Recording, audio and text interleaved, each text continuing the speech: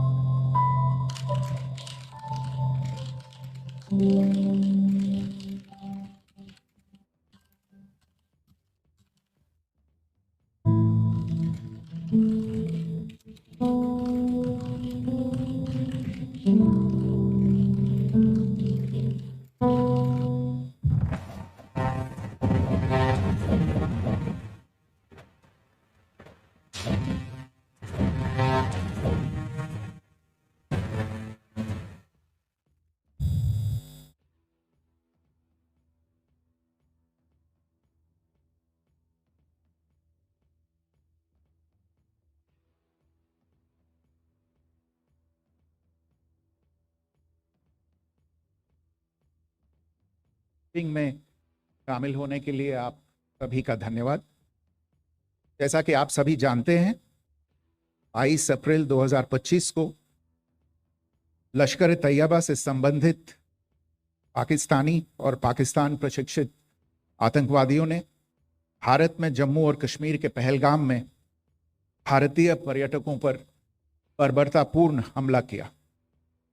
25 भारतीयों और एक नेपाली नागरिक को कायरतापूर्ण मौत के घाट उतार दिया गया।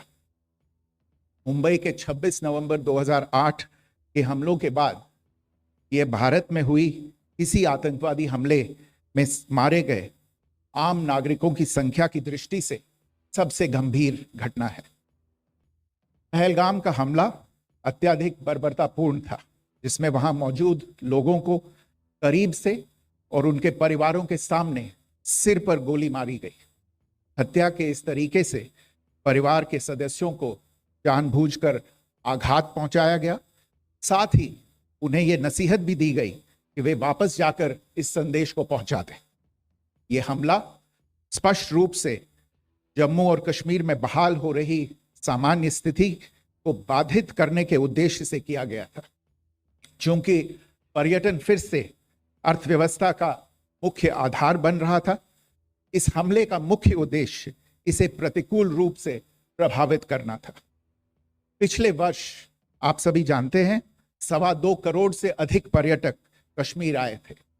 इस हमले का मुख्य उद्देश्य इसलिए संभवतः यह था कि इस संघ राज्य क्षेत्र में विकास और प्रगति को नुकसान पहुंचाकर इसे पिछड़ा बनाए रखा जाए और पाकिस्तान से लगातार होने वाले सीमा पार आतंकवाद के लिए उपजाऊ जमीन बनाने में सहायता की जाए। हमले का यह तरीका जम्मू और कश्मीर और शेष राष्ट्र दोनों में सांप्रदायिक दंगे भड़काने के उद्देश्य से भी प्रेरित था। इसका श्रेय सरकार और भारत के सभी नागरिकों को दिया जाना चाहिए कि इन प्रयासों को विफल कर दिया गया। एक समूह ने खुद को रेजिस्टेंस फ्रंट TRF कहते हुए इस हमले की जिम्मेदारी ली है। यह समूह संयुक्त राष्ट्र द्वारा प्रतिबंधित पाकिस्तानी आतंकवादी समूह लश्कर तैयबा से जुड़ा हुआ है। यह उल्लेखनीय है कि भारत ने मई और नवंबर 2024 में संयुक्त राष्ट्र की 1267 कमेटी की सैंक्शंस मॉनिटरिंग टीम को अर्धवार्षिक रिपोर्ट प्रस्तुत की थी, जिसमें TRF के बारे में साफ इनपुट दिए गए थे। इससे पाकिस्तान स्थित आतंकवादी समूहों के लिए कवर के रूप में TRF की भूमिका सामने आई थी। इससे पहले भी दिसंबर 2023 में भारत ने इस टीम को लश्कर तैयबा और जैश ए मोहम्मद के बारे में सूचित किया था, जो टीआरएफ जैसे छोटे आतंकवादी समूहों के माध्यम से अपनी गतिविधियों को संचालित कर रहे हैं। इस संबंध में 25 अप्रैल को यूएन सिक्योरिटी काउंसिल प्रेस वक्तव्य में टीआरएफ के संदर्भ को हटाने के लिए पाकिस्तान के दबाव पर भी ध्यान दिया जाना चाहिए। पहलगाम आतंकवादी हमले की जांच से पाकिस्तान के साथ आतंकवादियों के संपर्क उजागर हुए हैं। रेजिस्टेंस फ्रंट द्वारा किए गए दावे और लश्कर तैयबा से ज्ञात सोशल मीडिया हैंडल द्वारा इसको रीपोस्ट किया जाना इसकी पुष्टि करता है। चश्मदीद गवाहों और विभिन्न जांच एजेंसियों को उपलब्ध अन्य सूचनाओं के आधार पर हमलावरों की पहचान भी हुई है। हमारी इंटेलिजेंस ने इस टीम के योजनाकारों और उनके समर्थकों की जानकारी जुटाई है। इस हमले की रूपरेखा भारत में सीमा पार आतंकवाद को अंजाम देने के पाकिस्तान के लंबे ट्रैक रिकॉर्ड से भी जुड़ी हुई है, जिसके लिखित और स्पष्ट दस्तावेज उपलब्ध हैं। पाकिस्तान दुनिया भर में आतंकवादियों के लिए एक शरण स्थल के रूप में पहचान बना चुका है। यहाँ अंतर्राष्ट्रीय स्तर पर प्रतिबंधित आतंकवादी सजा पाने से बचे रहते हैं। इसके अलावा पाकिस्तान ने इस मुद्दे पर विश्व और फाइनेंशियल एक्शन टास्क फोर्स जैसे अंतर्राष्ट्रीय मंचों को जानबूझकर गुमराह करने के लिए भी जाना जाता है। साजिद मीर का मामला, जिसमें इस आतंकवादी को पाकिस्तान ने मृत घोषित कर दिया था और फिर अंतर्राष्ट्रीय दबाव के परिणाम स्वरूप वो जीवित पाया गया, इसका सबसे स्पष्ट उदाहरण है। ये स्वाभाविक है कि पहलगाम में हुए इस हमले से जम्मू और कश्मीर के साथ साथ भारत के अन्य भागों में भी आक्रोश देखा गया। हमलों के बाद भारत सरकार ने स्वाभाविक रूप से पाकिस्तान के साथ संबंधों को लेकर कुछ कदम उठाए। आप सभी उन निर्णयों से अवगत हैं जिसकी घोषणा 23 अप्रैल को की गई थी। तथापि यह आवश्यक समझा गया कि 22 अप्रैल के हमले के अपराधियों और उनके योजनाकारों को न्याय के कटघरे में लाया जाए। हमलों के एक पखवाड़े के बाद भी पाकिस्तान द्वारा अपने क्षेत्र या अपने नियंत्रण वाले क्षेत्रों में आतंकवादियों की इंफ्रास्ट्रक्चर के विरुद्ध कार्यवाही करने के लिए कोई स्पष्ट कदम नहीं उठाया गया है। उल्टे वो इनकार करने और आरोप लगाने में ही लिप्त रहा है। पाकिस्तान आधारित आतंकवादी मॉड्यूल्स पर हमारी खुफिया निगरानी ने संकेत दिया है कि भारत के विरुद्ध आगे भी हमले हो सकते हैं। अतः इनको रोकना और इनसे निपटना दोनों को बेहद आवश्यक समझा गया। आज सुबह, जैसा कि आपको ज्ञात होगा, भारत ने इस तरह के सीमा पार हमलों का जवाब देने और उन्हें रोकने तथा उनका प्रतिरोध करने के अपने अधिकार का प्रयोग किया है। ये कार्यवाही नपीतुली, नॉन एस्केलेटरी, आनुपातिक और जिम्मेदारीपूर्ण है। यह आतंकवाद की इंफ्रास्ट्रक्चर को समाप्त करने और भारत में भेजे जाने वाले संभावित आतंकवादियों को अक्षम बनाने पर केंद्रित है। आपको यह भी स्मरण होगा कि 25 अप्रैल 2025 को संयुक्त राष्ट्र सुरक्षा परिषद ने पहलगाम आतंकवादी हमले पर एक प्रेस वक्तव्य जारी किया था, जिसमें आतंकवाद के इस निंदनीय कार्य के अपराधियों, आयोजकों, फाइनेंसरों और प्रायोजकों को जवाबदेह ठहराने और उन्हें न्याय के दायरे में लाने की आवश्यकता पर जोर दिया गया था। भारत की आज की इस कार्यवाही को इसी संदर्भ में देखा जाना चाहिए। मैं आपको बताना चाहूंगी, सबसे पहले सवाई नाला कैंप मुजफ्फराबाद, जो कि पीओजेके के लाइन ऑफ कंट्रोल से 30 किलोमीटर दूर है, यह एक लश्कर तोयबा का ट्रेनिंग सेंटर था। 20 अक्टूबर 2024 सोनमर्ग, 24 अक्टूबर 24 गुलमर्ग, 22 अप्रैल 2025 पहलगाम, इन हमलों के आतंकियों ने यहीं से प्रशिक्षण लिया था। सैयदना बिलाल कैंप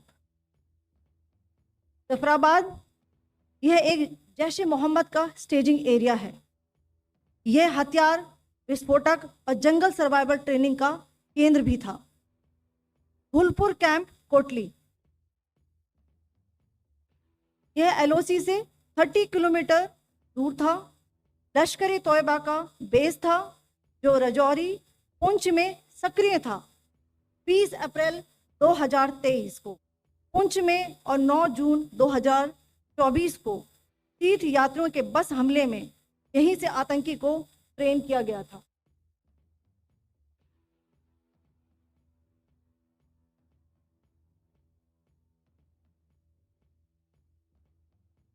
बरनाला कैंप भिंबर, ये एलओसी से 9 किलोमीटर दूर है।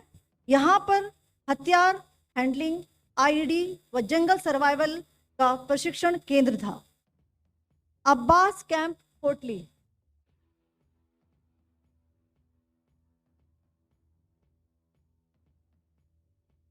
यह एलओसी से 13 किलोमीटर दूर है। लश्कर तोयबा का फिदाइन यहाँ तैयार होता था। इसकी कैपेसिटी 15 टेररिस्ट को ट्रेन करने की थी।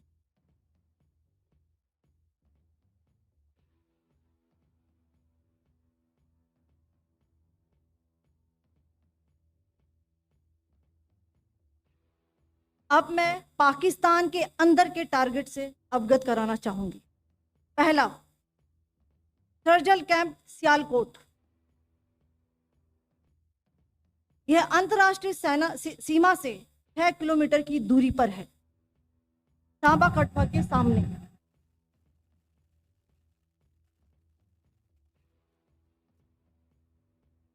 मार्च 2025 में जम्मू एंड कश्मीर पुलिस के 4 जवानों को जो हत्या की गई थी, उन आतंकवादियों को इसी जगह पर ट्रेन किया गया था।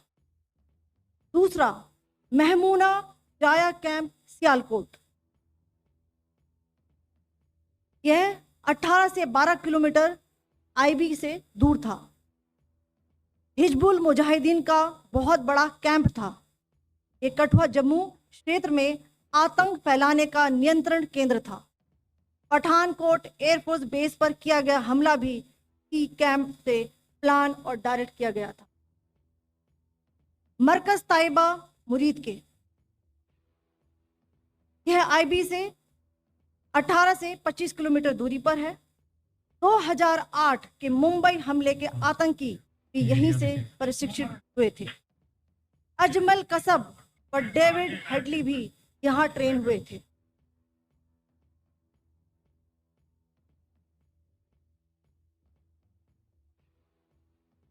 आगे दूसरा आया।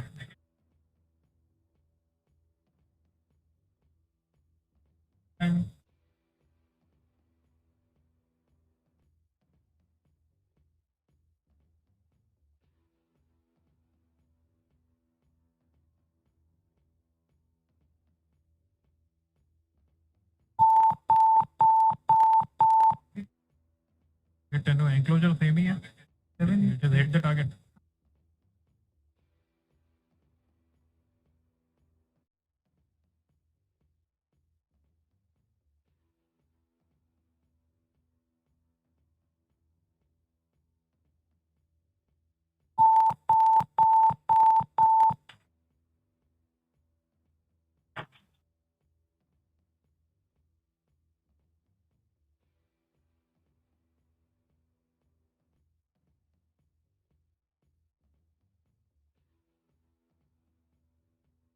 मरकज सुभान अल्लाह भावलपुर, ये इंटरनेशनल बाउंड्री से 100 किलोमीटर दूर है।